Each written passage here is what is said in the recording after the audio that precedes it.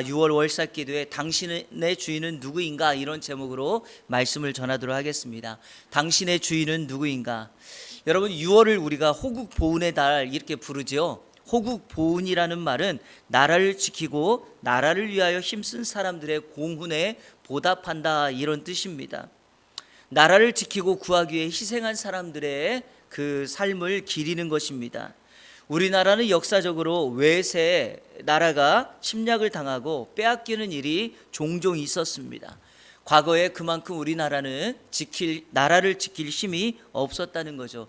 물론 지금은 그렇지 않습니다. 우리 대한민국은 현재 세계에서 손꼽히는 강대국이 되었습니다. 국방에도 경제에도 정말 큰 나라가 되었죠. 여러분, 나라를 빼앗긴다는 말의 의미가 무엇인가요? 주권이 상실되어서 외세가 우리의 주인이 되었다, 이런 뜻 아니겠습니까? 결국에 외세가 우리의 주인이 되었다는 말은 우리가 종으로서 그들의 뜻을 따라 그들의 명령에 순종하게 되고 우리의 의지는 완전히 무시되게 되었다라는 겁니다. 그런데 여러분, 이 호국보훈의 달 월삭기도회를 시작하면서 여러분에게 이러한 원리가 우리의 신앙에도 적용된다는 것을 기억하셔야 됩니다. 예수님을 믿는다는 것이 무엇인가요? 내가 과거에 쫓았던 세상의 주인, 탐욕, 세상의 가치관, 이런 것들을 내려놓고 오직 예수 그리스도를 나의 주인으로, 나의 구세주로 섬기겠다고 결단한 것입니다. 여전히 세상 사람들은 힘과 명예와 권력과 눈에 보이는 것들을 주인으로 삼고 있지만 하나님의 자녀, 하나님의 사람들은 예수님을 주인으로 섬기며 살아갑니다. 이렇게 살아가시죠? 이래서 우리가 질문해 봐야 되는 것입니다. 여전히 내가 하나님의 자녀로 살아가는 지금 나의 주인은 예수님인가? 라는 질문을 해보아야 합니다. 예수님은 세상에는 두 주인이 있다고 말씀하십니다. 그리고 사람들은 그 둘 중에 하나를 자신의 주인으로 섬기게 되어 있습니다. 자, 오늘 성경 말씀 24절을 우리 다 같이 한번 읽겠습니다. 시작. 한 사람이 두 주인을 섬기지 못할 것이니 혹 이를 미워하고 저를 사랑하거나 혹 이를 중히 여기고 저를 경히 여김이라. 너희가 하나님과 재물을 겸하여 섬기지 못하느니라. 아멘. 한 사람이 주인 두 사람을 섬길 수 없다라는 것입니다. 한 주인만 섬기게 되어 있고요, 섬길 주인은 둘 중에 하나예요. 하나님이든 재물이든. 우리가 하나님을 나의 주인으로 섬기지 않는다면 그 사람은 재물을 섬기게 되어 있습니다. 이렇게 말을 하면은요, 반문하는 사람들이 있어요. 목사님, 그렇지 않은데요? 저는 하나님을 주인으로 섬기지도 않지만 저는 재물을, 물질을 주인으로 섬기지 않습니다라고 답하는 분들이 있지만 그거는 잘못된 생각입니다. 성경 진리는 분명하게 말합니다. 내가 하나님을 나의 주인으로 섬기지 않는다면 그 사람은 인정하든 인정하지 않든 세상의 재물을 총칭하는 그러한 신을 주인으로 섬기고 있다라는 것입니다. 오늘 성경에서 말하는 재물이라고 하는 이 말이 헬라어로 맘모나스라는 말이에요. 맘모나스. 여기서 나온 게 뭐죠? 맘몬이라는 말이죠. 맘몬은 부의 신을 상징합니다. 맘몬은 영어로 맴먼 이렇게 불리우는데 이것은 부, 재산, 그리고 말 그대로 그냥 맘몬으로 불려집니다. 여러분, 맘모스 빵 좋아하죠? 맘모스가 뭐예요? 엄청 큰 거를 말해요. 그래서 우리가 보통 제과점에서 사 먹는 빵은 이렇게 손바닥 모양 많은데 맘모스 빵은 얼굴을 가릴 수 있는 큰 미막한 빵이에요. 옛날에 큰 귀가 큰 코끼리를 맘모스 코끼리라고 하죠. 그래서 이 맘모스는 거대한 것을 상징합니다. 세상에는 하나님을 견주어 섬길 수 있는 주인이 바로 재물, 맘몬이라고 하는 부의 신입니다. 영적인 세계에는 특이점이 하나가 있어요. 세상에서는 주인이 종을 선택하죠. 그러니까 내가 만약에 주인이라면 여기 앉아 계신 분들이 종이란다면 여러분 중에 손으로 찝어서 당신 나를 위해서 일하세요 이렇게 말할 수 있지만 영적인 세계에서는요, 종이 주인을 섬기게 됩니다. 무슨 의미냐면 오늘 본문의 말씀처럼 하나님을 내가 나의 신앙의 대상으로 섬길 건지 주인으로 섬길 건지 아니면은 석가모니를 아니면 알라를 이렇게 사람들이 주인을 섬기게 되어 있다라는 것입니다. 그러므로 우리의 신앙의 세계에서 우리는 둘 중에 하나, 하나님이든지 재물이든지 그 신앙의 대상을 주인으로 섬기게 된다라는 것입니다. 성도 여러분, 하나님을 모르는 사람들이 재물을 섬기는 거 당연하다고 볼 수 있지 않습니까? 그런데 제가 늘 지적하는 것은 우리 신앙인들입니다. 그리스도인들만큼은 세상과는 다른 원리와 기준으로 살아가야 되겠죠. 어떤 삶의 힘듦이나 어려움이 있어도 우리는 하나님을 주인으로 섬겨야 될 줄로 믿습니다. 미국 펜실베니아주 대학교, 이거 굉장히 명문 대학교죠. 여기에 샘 리차드라고 하는 교수가 있어요. 여러분 그 유튜버 동영상에 보면 이분의 강의가 매번 나와요. 근데 이분의 주 강의가 뭐냐? 한국 문화와 한국인들을 소개하는 거예요.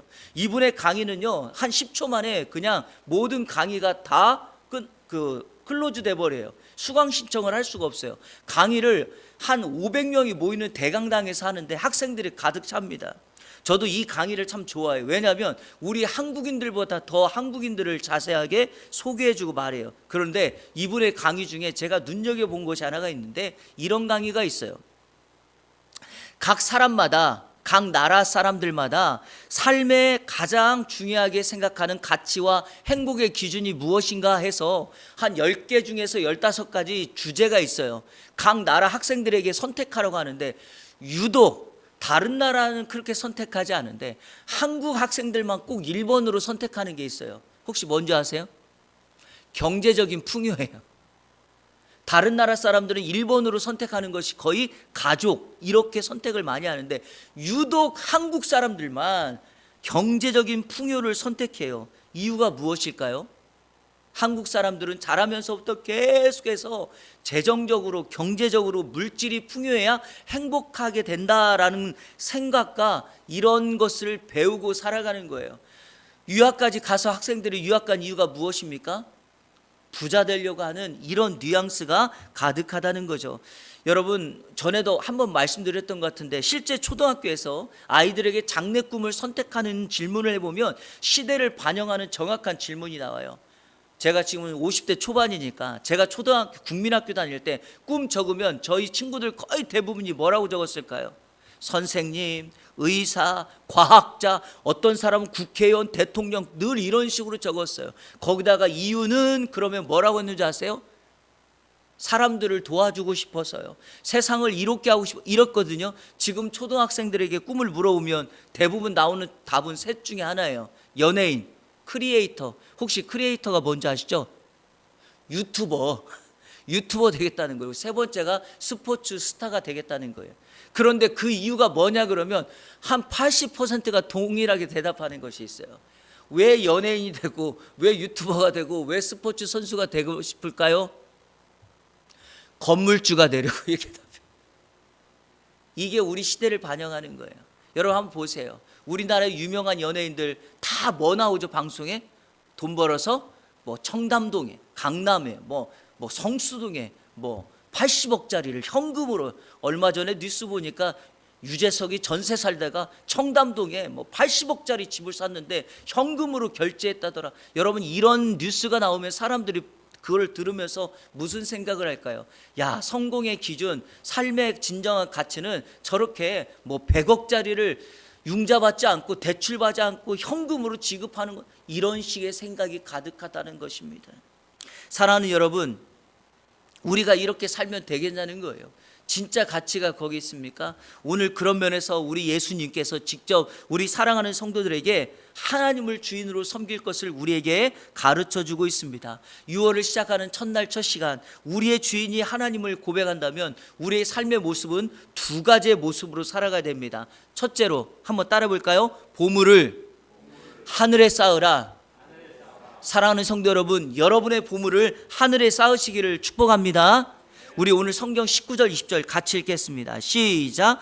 너희를 위하여 보물을 땅에 쌓아두지 말라. 거기는 좀과 동록이 해하며 도둑이 구멍을 뚫고 도둑질하느니라. 오직 너희를 위하여 보물을 하늘에 쌓아두라. 거기는 좀이나 동록이 해하지 못하며 도둑이 구멍을 뚫지도 못하고 도둑질도 못하느니라. 아멘. 성경은 분명하게 19절과 20절에 너희를 위하여 그랬습니다. 여러분을 위하여 보물을 어디에 쌓으라고요?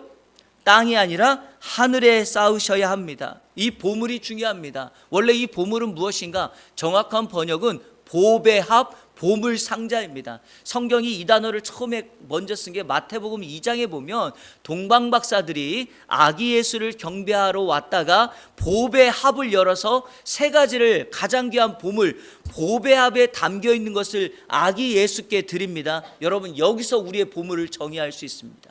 보물이라고 하는 것은 내 인생의 가장 중요한 보물 상자 안에 담겨진 것입니다. 그것을, 그리고 이 동방박사들이 예수님께 드렸다는 것이 우리가 오늘 성경 말씀을 기억해야 될 중요한 포인트입니다. 왜냐하면 여러분, 성경에는요, 성경을 공부하고 해석할 때 이런 원칙이 하나가 있어요. 한번 따라해보세요. 첫 번째, 언급의 법칙.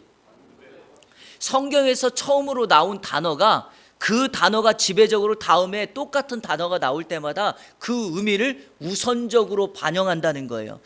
혹시 성경에서 사랑이라고 하는 단어가 가장 먼저 나오는 곳이 어딘지 아십니까? 창세기 22장이에요. 다시 말해서 아브라함이 자기 독자 아들 이삭을 사랑하는 독자로 표현하는 그 사랑이라는 단어가 가장 먼저 나와요. 그러니까 성경에서 사랑이라고 하는 의미로 가장 먼저 나온 단어가 아버지가, 부모가 자식을 사랑하는 거예요. 그래서 성경에 나오는 사랑의 가장 지배적인 뜻이 무엇일까요? 부모가 자식을 무조건적으로 사랑하는 그 의미로 나오고 있는 거죠. 여러분, 보물도 마찬가지입니다. 보물은 우리의 가장 중요한 것을 담아놓은 보물 상자를 예수 그리스도께 드리는 원칙이 가장 성경에서 먼저 나오는 지배적인 뜻이라는 거죠. 성도 여러분, 이 가장 귀한 것을 땅이 아니라 하늘에 쌓으라고 말합니다. 그러면서 성경은 이렇게 가르쳐 줍니다. 땅에 쌓는다는 것은 좀이나 동록이 해하여, 이 해한다는 말은 사라진다는 거 아닙니까? 땅에 보물을 쌓아두면 사라져 버려요. 그리고 도둑이 구멍을 뚫고 도둑질해 갈 확률이 매우 높다는 것입니다. 예를 한번 들어볼게요. 이 세상의 법칙은, 자연의 법칙은요, 우리가 심은 대로 거둔다는 원칙이 있죠. 그렇잖아요, 여러분. 그런데요, 농사의 법칙에서는 이것이 꼭 맞지 않아요. 여기 농사를 지어보신 분들은 알잖아요. 열심히 씨앗을 심고 벼를 심지만 생각지 못하게 다른 때보다도 갑자기 이번 여름에 장마비가 많이 와요. 그러면 침수돼서 농작물이 어떻게 되죠? 망합니다. 흉년 들어요. 바람이 적절하게 불어야 되는데 올해 갑자기 다른 때보다도 바람이 많이 불어서 태풍이 일어요. 그럼 어떻게 될까요? 농사 망칩니다. 그러면 이 농사의 법칙에서 우리가 풍년을 거두는 핵심의 법칙이 무엇입니까? 하나님이 복 주셔야 돼요. 하나님이 적절한 때 바람을 막아 주셔야 됩니다. 적절한 때 비를 내려 주셔야 됩니다. 그리고 적절한 때 태양빛을 내려 주셔야 돼요. 그러니까 태양이 너무 많이 내려도, 비가 너무 많이 와도, 바람이 너무 많이 불어도 안 된다는 것입니다. 제가 바라기는 이 원리를 따라서 우리가 이 보물을 이 땅이 아니라 하늘에 쌓아두면 이런 걱정할 필요가 없다는 거예요. 그러면 성도 여러분, 6월 첫 시간, 첫 이날에 여러분들이 하나님 앞에 기도해야 될 것이 무엇입니까? 하나님, 나의 보물을, 귀한 것들을 이 땅이 아니라 하나님의 나라, 그 하늘에 쌓아둘 거니까 하나님께서 우리의 인생을 주관해 달라고 오늘 이 시간에 기도하면 하나님께서 우리의 어려움과 문제를 막아주시고 반드시 하나님의 돕는 천군 천사를 보내셔서 우리를 위험으로부터 이기게 하실 줄로 믿습니다. 다시 한번 말씀드려요. 우리의 자녀들이 부모의 시선을 떠나서 먼 곳에 있어요. 해외도 살아요. 학교 가면 부모님의 눈에 보이지 않아요. 그럼에도 불구하고 우리가 그들을 보낼 수 있는 이유는 우리 부모님들이 기도하기 때문에 하나님께서 우리의 기도를 들으시고 그들을 붙잡아 주시고 인도하여 주시고 지키시는 은혜가 임하게 될 줄로 믿습니다. 보물을 하늘에 쌓아두라는 것은 땅에 있는 것과 반대예요. 좀이나 동록이 해하지 않는다. 도둑이 구멍을 뚫을 수도 없고 도둑질해 가지 못한다는 것입니다. 그러면 이 맥락은 정확해요.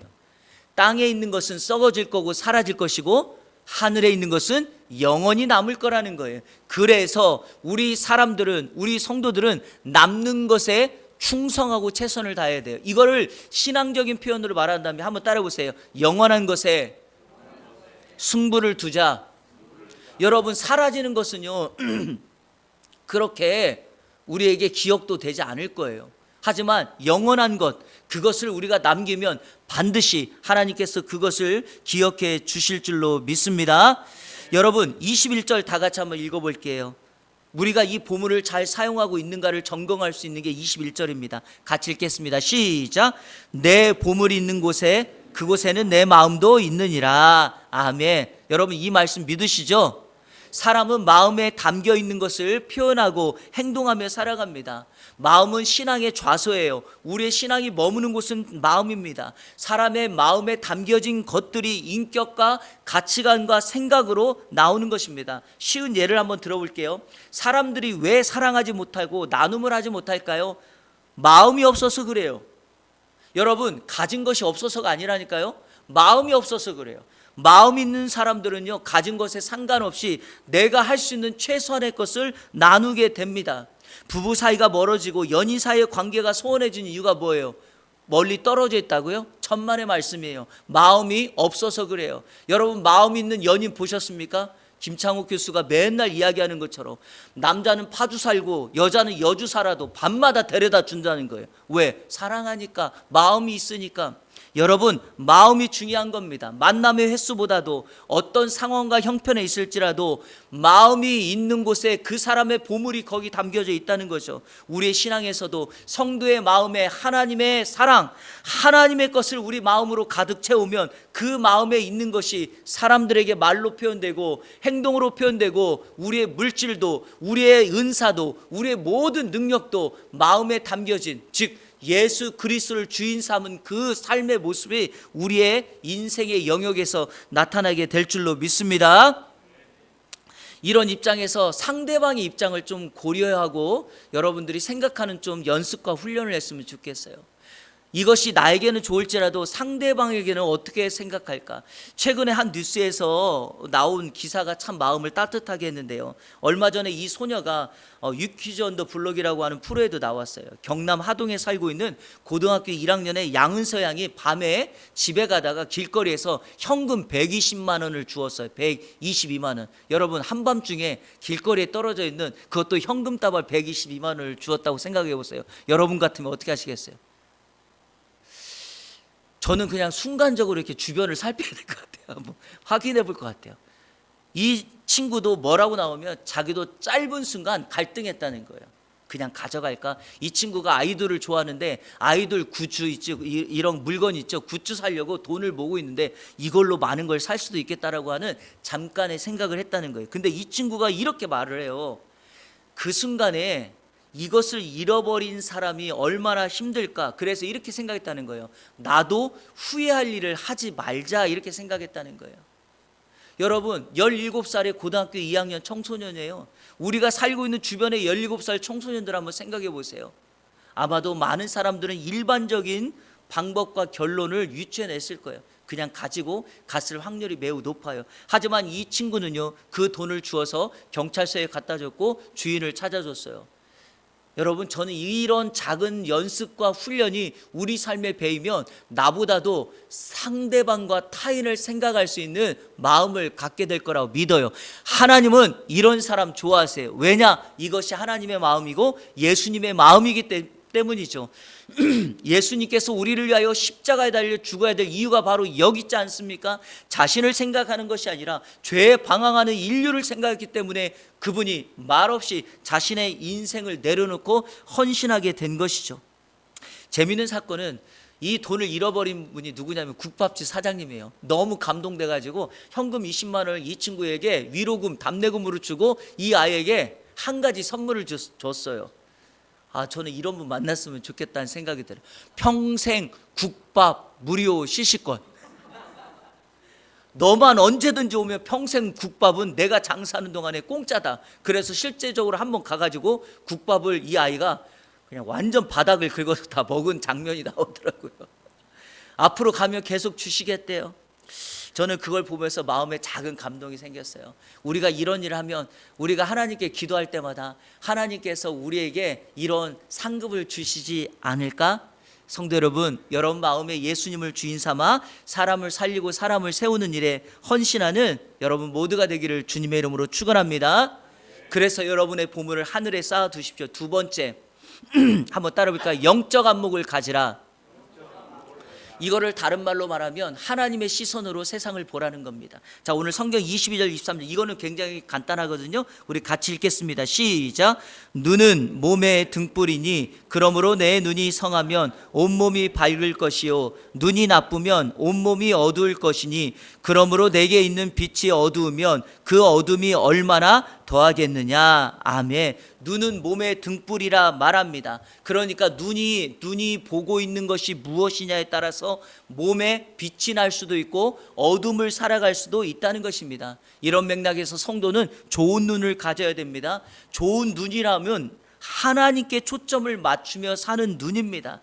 이런 사람 비단해서 살아간다는 거죠. 반대로 나쁜 눈은 무엇일까요? 여전히 세상이나 탐욕에 초점을 맞추며 살아가는 것입니다. 그러니까 늘 영적으로 어둠에 살고 있다는 것입니다. 자, 성도 여러분, 눈이 좋으냐 나쁘냐의 문제가 아니죠. 결국엔 내 눈이 무엇을 바라보고 있느냐가 중요하다는 것입니다. 그런 맥락에서 우리 성도들은 늘 하나님을 바라보는 저와 여러분의 삶이 되기를 주님의 이름으로 축복합니다. 오늘 이 말씀을 문맥과 관련해서 이어서 보면 여러분, 돈이나 물질 자체가 문제라고 말하는 사람은 한 사람도 없습니다. 그 문제인 돈을 우리가 어떻게 생각하느냐가 중요합니다. 자, 우리 마지막으로 디모데전서 6장 10절을 다 같이 한번 읽겠습니다. 시작. 돈을 사랑함이 일만하게 뿌리가 되나니 이것을 탐내는 자들은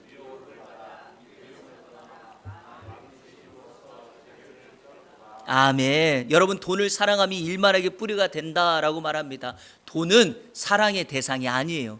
돈은 우리가 삶의 행복을 위하여 사용되는 가치, 수단 아니면 도구일 뿐입니다. 하나님을 사랑하고 이웃을 사랑하라고 성경이 강조했지 돈을 사랑하라고 말씀하신 적이 없습니다. 그러므로 6월 한 달 동안 여러분들이 이 가치 수단으로 돈을, 물질을, 여러분의 시간을, 여러분의 은사를 하나님을 사랑하고 이웃을 사랑하는 일에 여러분이 쓰신다면 여러분의 마음에 우리 예수님이 주인으로 잡을 것이고 여러분의 삶을 통하여 저 사람의 주인은 예수 그리스도다라고 하는 이 말을 들으며 살아가게 될 줄로 믿습니다. 이렇게 6월 한 달 동안 하나님의 은혜가 그리고 예수님이 여러분의 주인 되어 여러분의 인생을 통치하시고 여러분의 가정을 통치하시는 주의 은혜가 있기를 주님의 이름으로 축원합니다. 우리 잠깐 한번 결단의 찬양 한번 드리도록 하겠습니다. 충만이라고 하는 찬양인데요, 여러분의 마음에 예수님으로 가득 채우면 여러분 세상의 다른 것들이 우리 삶 속에 들어올 수가 없어요. 근데 여전히 여러분께서 빈 여백을 마음속에 남아 놓으시니까 그 자리에 세상의 것이 욕심이 들어오게 되거든요. 이 시간 찬양할 때 예수로 여러분을 충만케 하고 채우는 은혜가 있기를 주님의 이름으로 축원합니다.